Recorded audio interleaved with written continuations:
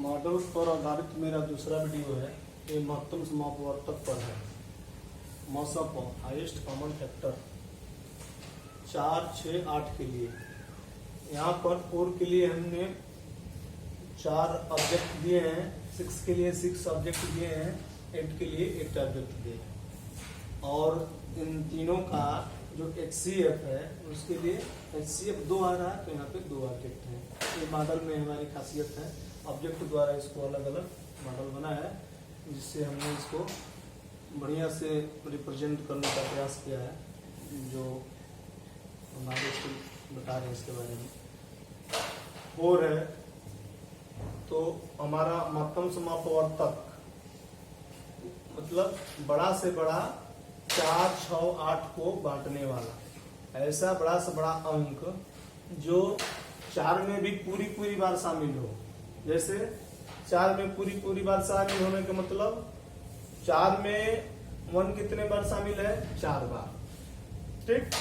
4 में 2 कितने बार शामिल है? 2 बार। 4 में 3 कितने बार शामिल है? तो 3, 4 में 1 बार पूरी शामिल है और 1 शेष बच जाएगा। तो हम यहाँ पे यह नहीं कह सकते हैं कि 4 में 3 पूरी बार शामिल है और इसमें शेष न बचे। मतलब 4 में 3 पूरी बार शामिल नहीं है, ठीक ना। इसी प्रकार 6 में भी है, 8 में भी है।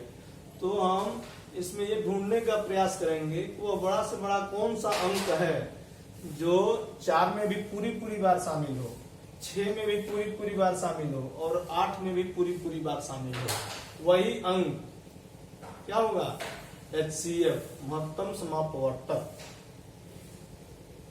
तो 3 तो होगा नहीं, इसमें दो को हम लेके चल रहे हैं। 2 अगर इसमें 4 में 2 को हम ले रहे हैं तो 2 पूरी बार कितने बार शामिल है? 2 बार।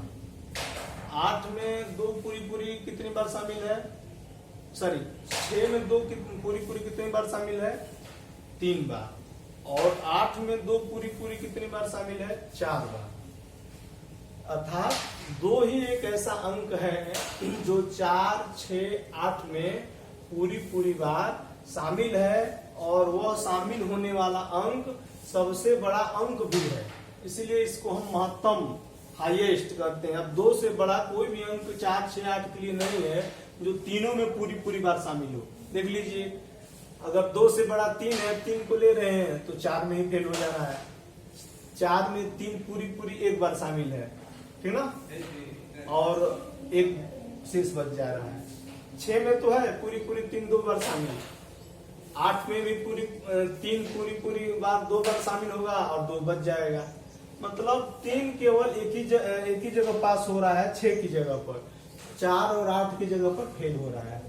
तो यह तो उभयनिष्ठ 3 हुआ नहीं, सब में उभयनिष्ठ कॉमन केवल 2 ही हो रहा है, जो 4 में भी पूरी बार निकल रहा है, 6 में भी पूरी बार निकल रहा है और 8 में भी पूरी बार निकल रहा है। इसलिए 4, 6, 8 तीनों में 2 सबसे बड़ी अंक है जो तीनों में पूरी बार शामिल है, अर्थात तीनों में उभयनिष्ठ है।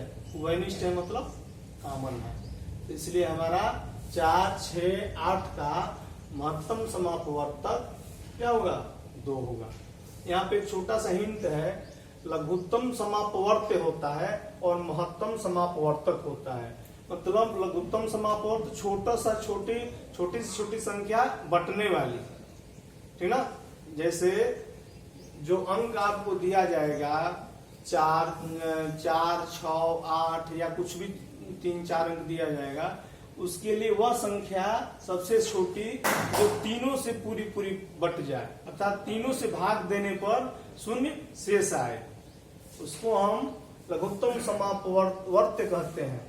और यहाँ पर महत्तम समापवर्तक बड़ा से बड़ा अंक बांटने वाला, 3 संख्या दे दी गई है, उसको बांटने के लिए सबसे बड़ा अंक, और वह अंक जो तीनों में उभयनिष्ठ हो, तीनों में सर्वत्र सम रूप से पूरी बार उसमें वह संयुक्त हो, उसका वो विघटन करने पर वो पूरी बार ही उसमें बटे, शेष उसमें न निकले। वही अंक क्या होगा? मसप।